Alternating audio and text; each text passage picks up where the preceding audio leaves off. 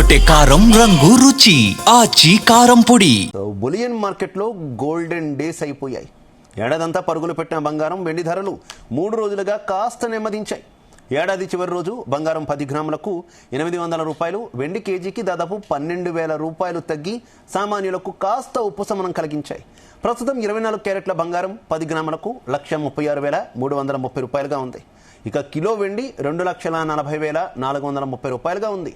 3 రోజుల్లో కిలో వెండిపై దాదాపు 40,000 రూపాయలు తగ్గింది.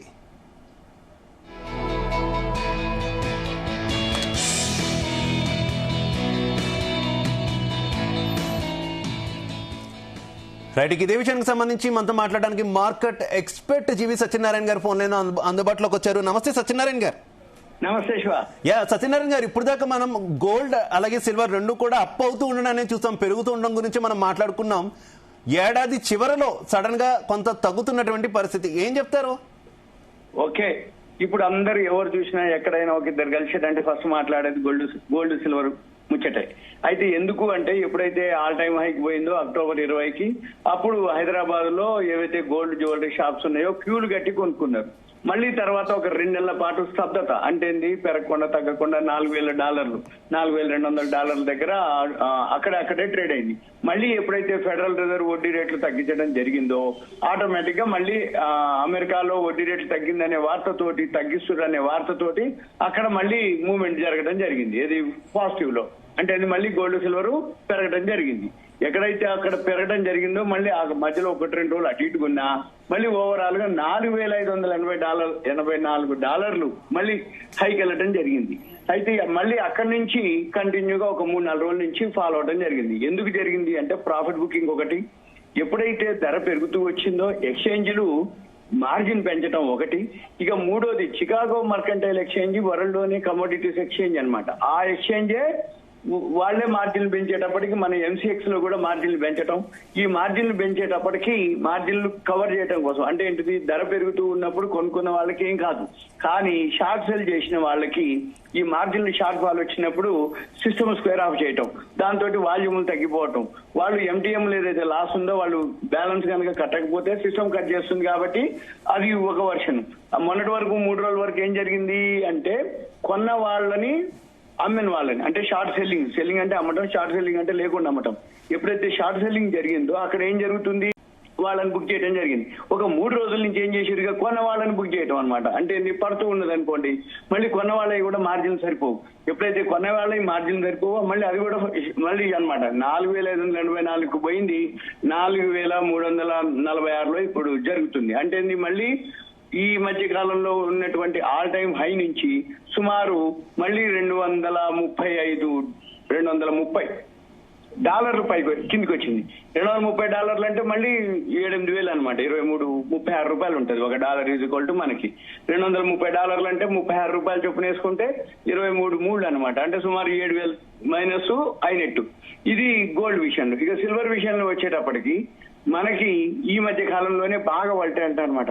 శుక్రవారం సాయంత్రం కొన్న వాళ్ళకి 2 లక్షల చిల్లర ఎవరైతే మార్జిన్ ఉంటుంది, ఒక ఏదైతే మార్జిన్ కట్టిన తర్వాత, అంటే అంతకుముందుకి ఇప్పటికి ఏం తేడా వచ్చింది అంటే అప్పుడు షార్ట్ చేసిన వాళ్ళని బుక్ చేసింది మార్కెట్, ఇప్పుడేం చేస్తుంది, కొన్న వాళ్ళని బుక్ చేస్తుంది మార్కెట్.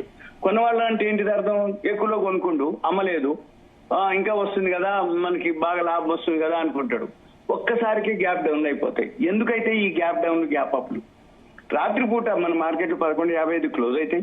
కానీ అమెరికా మార్కెట్లు, ఇంటర్నేషనల్ మార్కెట్లు, చికాగో మర్కంటైల్ ఎక్స్చేంజ్లు అన్ని కూడా నైటు మన అంటే ఇండియన్ టైమింగ్స్ నైట్ 2:30 ఆ టైంలో క్లోజ్ అవుతాయి.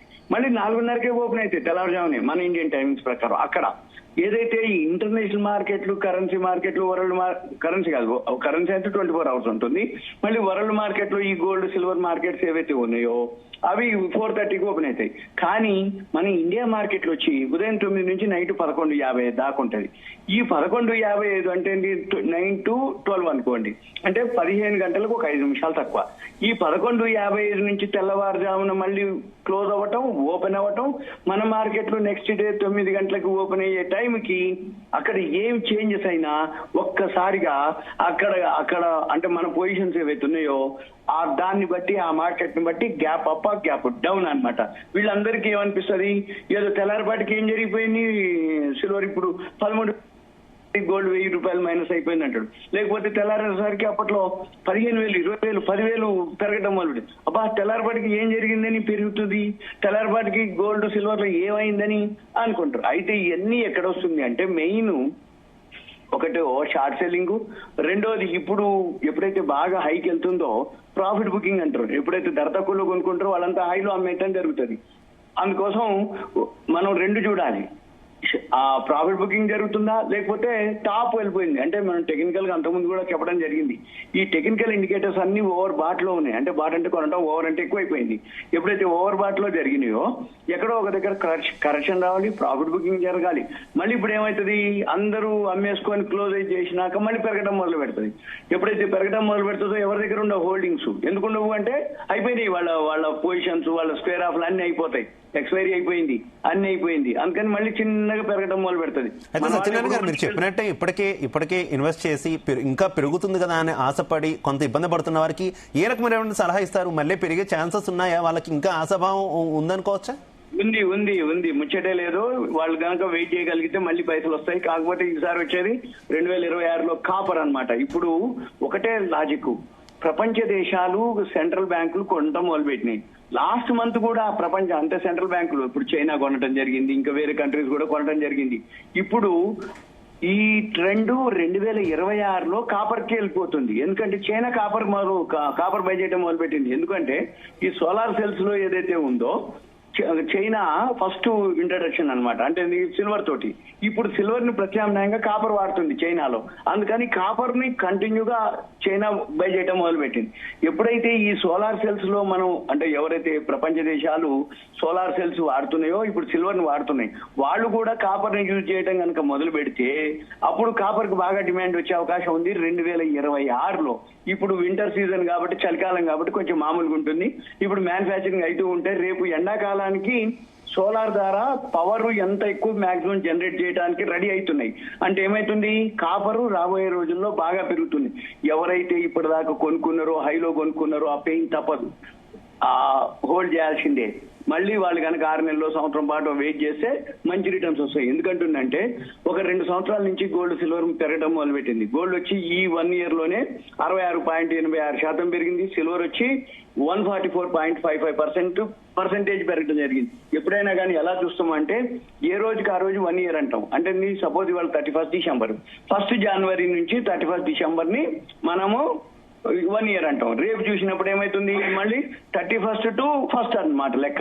అందుకని మన పని ఎంతసేపటికి ఏంటిది, ఇప్పుడు మెయిన్ జరిగిందల్లా ఏం లేదు, ప్రాఫిట్ బుకింగ్ జరుగుతుంది, ఎక్స్పైరీ దగ్గరకు వచ్చింది, ఇయర్ ఎండ్, మళ్ళీ ఫైనాన్షియల్ ఇయర్ ఎండ్, హాలిడే 3, వీటన్నిటితోటి వాల్యూమ్ తగ్గిపోవటం, ఈ చికాగో మర్కెంటైల్ ఎక్స్చేంజ్ లో ఎప్పుడైతే ఇట్లా వొలటాలిటీ రావడం తోటి మార్జిన్లు పెంచడం, ఇవన్నీ రీజన్స్ తోటి మన మార్కెట్ లో ఇలా జరుగుతున్నాయి అనేది అనమాట. అంటే వొలటాలిటీ ఉంటది. ఎప్పుడైతే ఈ సిల్వర్ 2 లక్షలు దాటిపోయిందో ఆటోమేటిక్ ఏం జరుగుతుంది, దాని యొక్క జర్నీనే 20,000 30,000 ఉంటది. అంటే 2,40,000 50,000 ఇవాళ 2,50,000 పైకి వెళ్ళింది, 2,52,000 నిన్న క్లోజ్ అయింది.